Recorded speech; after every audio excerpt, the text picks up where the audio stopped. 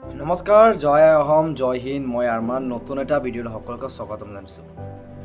কেইদিনমান আগত সকলোৱে দেখা পোৱা ছ'চিয়েল মিডিয়াত খুবেই চৰ্চিত ভাইৰেল হৈছিল এটা ভিডিঅ', যোন ভিডিঅ'ত নেকি মানুহ এজন অসুস্থ আছিল। সেই মানুহজনৰ ৱাইফজনী মানে বহুত কষ্ট কৰিছিলে মানুহজনৰ কাৰণে। আমি সকলোৱে এই ভিডিঅ' মানে ছ'চিয়েল মিডিয়াত যিকোনো প্লেটফৰ্মত মানে সেই ভিডিঅ'টো দেখা পাইছিলোঁ। আচলতে সেই মানুহজন কোন আছিলে, সেই মানুহজন নাম কি আছিলে? মানুহজনৰ নাম আছিল বিবেক। মানুহজনৰ নাম আছিল বিবেক পেংগনি। আৰু এই মানুহজনৰ ৱাইফজনীৰ নাম আছিল চাৰিজানা সুবেদী। দুজন আছিল হাজবেণ্ড আৰু ৱাইফ। এই মানুহ দুজনে মানে মানুহ দুজনৰ আচলতে আপোনালোকে যদি সঁচা লাভ ষ্টৰী যদি শুনে সঁচাকৈয়ে মানে আপোনালোকৰ নিজৰে চকু পানী ওলাব।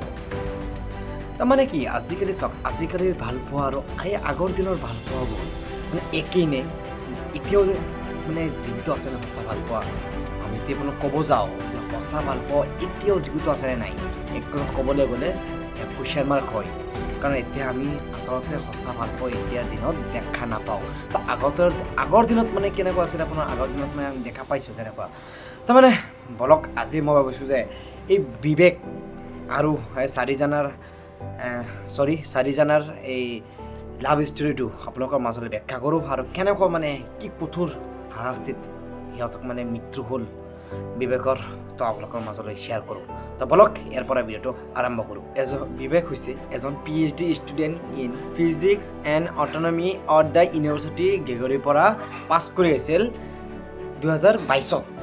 আৰু তেতিয়া বিয়া পাতিছিলে চাৰিজন সুবেদীৰ লগত, মানে লাভ ষ্টৰী, সিহঁতৰ লাভ হৈ পেলাই বিয়া হৈছিলে। তেতিয়াৰ পৰা মানে আপোনাৰ বিবেকৰ মানে ব্ৰেইন টিউমাৰ হৈছিলে আৰু ব্ৰেইন টিউমাৰত বিবেক অসুস্থ হৈছিলে। আৰু এতিয়া আপোনালোকে গম পায় যে কেঞ্চাৰ হ'লে আচলতে মানুহৰ কি এনেকুৱা প্ৰব্লেম, মানে কেঞ্চাৰ মানে এনেকুৱা এটা ভয়ানক ৰোগ যে মানে মানুহৰ মৃত্যুৰ মুখলৈ যেতিয়ালৈকে নেপালে তেতিয়া মানে সেই ৰোগটো মানে আঁতৰি নাযায়। মানে তাৰমানে মৃত্যুৰ সৈতে যুঁজিছিলে বিবেকে আৰু তাৰ লগতে যুঁজিছিলে তাৰ ৱাইফ, চাৰিজনে যুঁজিছিলে। আচলতে চাওক, এজন হাজবেণ্ডৰ এজন যেতিয়া নেকি আপোনাৰ এনেই মানুহে এনেই বোলে কাজিয়া ফেঁচাল চাব নোৱাৰে আৰু যেতিয়া নেকি অসুস্থ হৈ যায় তেতিয়া আৰুতো চাব নোৱাৰিব। মানে আজিৰ দিনত, আগৰ দিনতো বেলেগ কথা আছিল, কিন্তু আজিৰ দিনতো তেনেকুৱা মানে সঁচা ভালপোৱা জীৱিত আছে যেন আমি ক'ব পাৰোঁ। কাৰণ বিবেক আৰু চাৰিজনে লাভ ষ্টৰী বোলে আপোনালোকে চাই ছ'চিয়েল মিডিয়াত লাখ লাখ ভিডিঅ' এতিয়া আপলোড হৈ আছে ইহঁতৰে, সঁচা ভালপোৱা এতিয়া জীৱিত আছে, যে চব ছোৱালী একেই নহয়, মানে এনে বহুত কিবা কথা। কিন্তু মই এটা আপোনালোকক কিছুমান কথা আপোনালোকক সুধিব আছে। সঁচা ভালপোৱা আৰু সেই আগৰ দিনৰ ভালপোৱা মই আজি ক'ম, আৰু বৰ্তমান যিটো টাইম পাছ মানে আমি যিটো মানে মিছলীয়া ভালপোৱা, মানে সিহঁতৰ মাজত মই পাৰ্থক্যবিলাক কৈ দিওঁ। আগৰ দিনৰ ভালপোৱাবোৰ কি আছিলে, আপোনাৰ চিঠিৰ যোগেতে লিখাইছিলে, চিঠিৰ যোগেতে সেইজনে আনজনক পঠাইছিলে, এনেকুৱা যে মনৰ ভাৱ প্ৰকাশ কৰিছিলে। আৰু আজিৰ দিনত কি হৈ গৈছে, আজিৰ দিনত আপোনালোকে এনেকুৱা হৈ গৈছে, সেই আগৰ দিনা লগ কৰিছে, পিছৰ দিনা দেখা দেখি হৈছে, পিছৰ দিনা আকৌ পোষ্ট মাৰিছে, একচেপ্ট কৰি দিছে, ভালপোৱা হৈ গৈছে। এইটো কি? এইটো আপোনালোকৰ ভালপোৱা হয়? সঁচা ভালপোৱা কোনবোৰ হয়? যিবোৰ ভালপোৱা নাই কি সোনকালে হৈ যায়, মোৰ মতে মানে যিবোৰ ভালপোৱা নেকি একদম সোনকালে হৈ যায়, সেইবোৰ ভাল বেছি দিন থাকে, সেইবোৰ ভাল লাগে এনেই টাইম পাছে কৰিব, দুদিনৰ কাৰণে আহিব, দুদিন আকৌ পিছে গুচি যাব।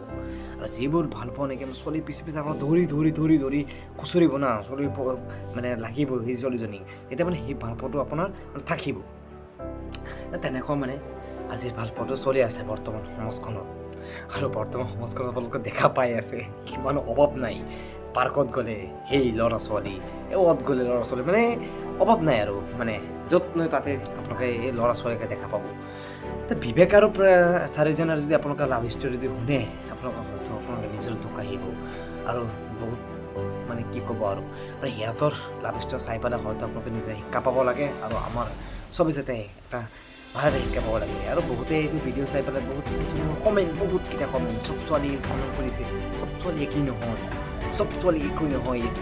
আৰে চব ছোৱালী একে নহয়, দেখাই যায় কেনেকুৱা ছোৱালীবোৰ, চব ছোৱালী হয় একেই হয়, কিন্তু চাৰিজনৰ নিচিনা ছোৱালী পাবলৈ বহুত টান আছে। সেই আছিল, এইখিনিয়ে মোৰ ক'বলৈ আছিল, বেছি একো ক'বলগীয়া নাই। যদি মোৰ কিবা ভুল হৈ থাকে